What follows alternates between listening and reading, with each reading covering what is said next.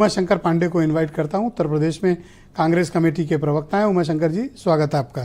धन्यवाद। तो फाइनली सारे सेनापति मैदान में, अंतिम कार्ड है आपका ये?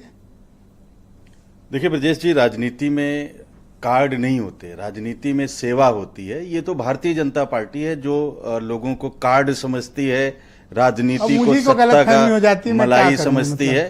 कांग्रेस पार्टी राजनीति को सेवा भाव के रूप में ही लेती है। अच्छा, आप सेवा करने के लिए पॉलिटिक्स करते हैं? जी बिल्कुल। अच्छा। कांग्रेस पार्टी ने सेवा और सेवा में बलिदान भी किया है, त्याग भी दिया है, लेकिन मैं उस पर अभी जाऊंगा ब्रजेश जी। देखिए, आज कांग्रेस पार्टी के लिए सच में एक बड़ा दिन है।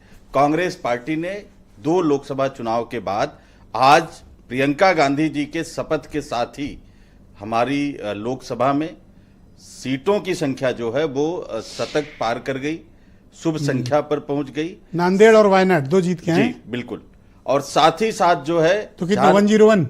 हाँ बिल्कुल, शुभ संख्या पे पहुंच गए हैं और तीसरे अंक में पहुंच गए हैं। प्रियंका गांधी जी महिलाओं का प्रतिनिधित्व करते हुए वो लोकसभा में पहुंच गई हैं। झारखंड में एक आदिवासी मुख्यमंत्री जिसको भारतीय जनता पार्टी ने राजनीतिक कुचक्रों और षड्यंत्रों का शिकार बनाकर जेल में डालने का काम किया था, वो आदिवासी मुख्यमंत्री ने भी झारखंड में शपथ ले लिया। एक दलित कांग्रेस पार्टी के अध्यक्ष ने आज प्रियंका गांधी जी को लोकसभा में शपथ लेने का आशीर्वाद देकर उनको आगे बढ़ने की शुभकामना। प्रियंका 2014 में यहाँ थी, प्रियंका 2017 में थी जी, 19 में थी, 22 लड़ी। 5 चुनाव हारने के बाद 6वें चुनाव में आप सिर्फ 6 सीटें जीत कर ले गए। क्या यही success rate, strike rate Priyanka Gandhi का है? और इस स्ट्राइक रेट के साथ वो कैसे मुकाबला करेंगी बीजेपी का? आप इसको इस तरह से कह सकते हैं और मैं इसको इस तरह से देखता हूं कि जब प्रियंका गांधी जी आई या राहुल गांधी जी जब राजनीति में आए तो हम 44 से शुरुआत किए। उत्तर प्रदेश में हमारे 2 सांसद, 0 सांसद से हम पार्टी को 6 सांसद पर प्रियंका गांधी जी, राहुल गांधी जी लाए हैं। 44 हम 2014 में थे, आज हम 102 तक पहुंच गए हैं।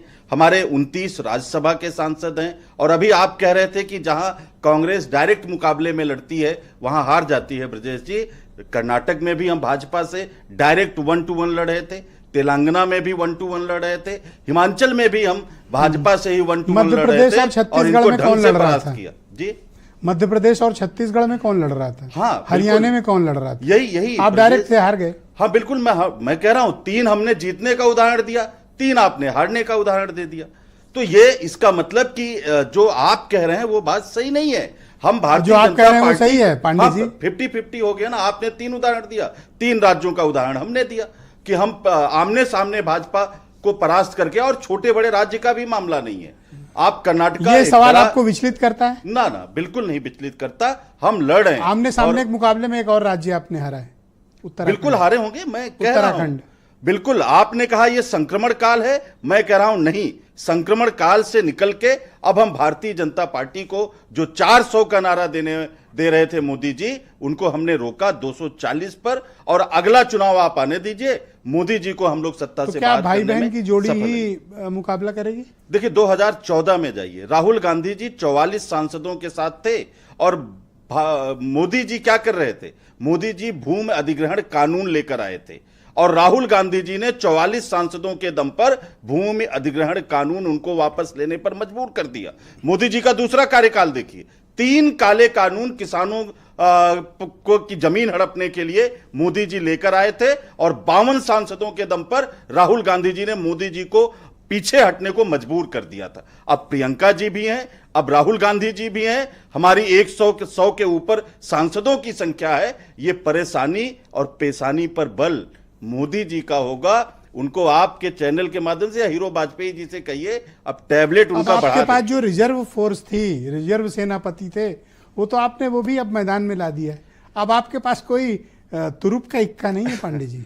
राजनीति में तुरुप का इक्का, फुल एंड फाइनल सेटलमेंट होगा आपका? नहीं ब्रजेश जी, राजनीति में तुरुप का इक्का देश की जनता और जनता के मुद्दे होते हैं, जो राहुल गांधी जी, प्रियंका गांधी जी, पूरी कांग्रेस पार्टी और पूरा इंडिया अलायंस मिलके कर रहा है। और इसीलिए आप देखिए भारतीय जनता पार्टी और मोदी जी के सामने जो तरह तरह की समस्याएं आ रही, जो आगे अडानी और तमाम लोगों की पोल अब खुलने लगी है, जो अच्छा, पहले कभी ये विचार 10 करते हो? सालों में कम खुल रही थी, अब तो खुल के अच्छा, एक चीजें सवाल सामने है। आ गई, एक्सपोज हो रहे हैं मोदी जी। कभी ये सोचते हो कि ये कैसे जीतता चुनाव हरियाणा में हार गए?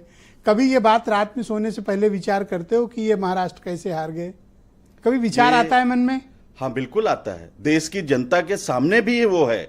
माननीय मल्लिकार्जुन खड़गे साहब ने क्या कहा कि हम बैलेट की पदयात्रा निकालेंगे, ये बगैर मंथन के नहीं आया है। तो सर झारखंड में मना कर दो कि हम नहीं चाहिए जीत। हाँ बिल्कुल, आप वो करना वायनाड भी चाहिए। मना और कर दो, नांदेड़ भी वापस कर दो। मुझे लगता है कि लोग यही प्रोटेस्ट होगा आपका। बिल्कुल, वो सब मल्लिकार्जुन इस्तीफा खड़गे दे दो। साहब ने ऐलान कर दिया कि हम और यही प्रोटेस्ट होगा बैलेट की आपका। पदयात्रा निकालेंगे।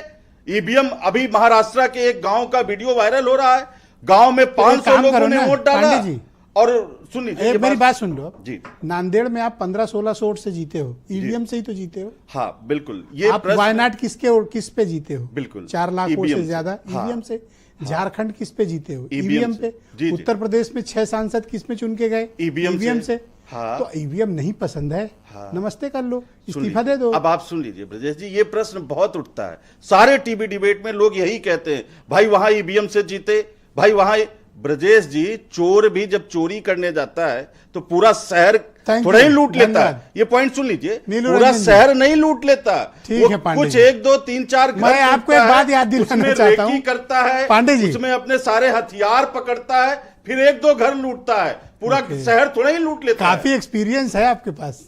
नहीं, चोरों को पकड़ने का तो कांग्रेस पार्टी को लंबा नीलू रंजन जी को बुलाएं। नीलू रंजन किसी चोर ने पूरा शहर लूटा हो तो बता दीजिए, हर घर में सेंधमारी कर दी हो तो मैं आपके अनुभव के अप्रिशिएट किया पांडे जी। कहां